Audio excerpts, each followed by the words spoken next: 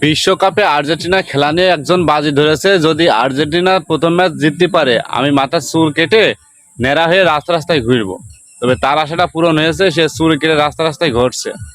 আর একজন দ্বিতীয় রাউন্ডের ম্যাচে আর্জেন্টিনার খেলায় বলেছে, যদি দ্বিতীয় ম্যাচ আর্জেন্টিনা জেতে তাহলে আমি চাই রাস্তার মোড়ে প্যান্ট খুলে উলঙ্গ হয়ে নাচবো। তবে তার আশাটা পূরণ হয়েছে। আর একজন তৃতীয় ম্যাচে বলেছে যে যদি আর্জেন্টিনা এই ম্যাচটা জেতে তাহলে আমি আমার বউকে বাদ দেবো, দিয়ে যাইটা আমি কিছু করব। তা বউ তার বাদ দেওয়া লাগেনি, সেই বউ নিজেই বাদ দিয়েছে যখন আর্জেন্টিনা 2 গোল দিয়েছে। তবে সেই পুরুষ এখন দুধ দিয়ে গোসল করে বলছে যে আমি জীবনে খুব ভুল করেছি, যে যেখানে থাকেন আমাকে মাফ করে দিয়েন। তবে একটা কথা বলি ভাই আপনাদের, এই যে খেলা নিয়ে বউ বাজি ধরা, মাথার চুল কাটা, উলুঙ্গ হয়ে নাচা, এটা মুসলমান তোমাদের মানায় না।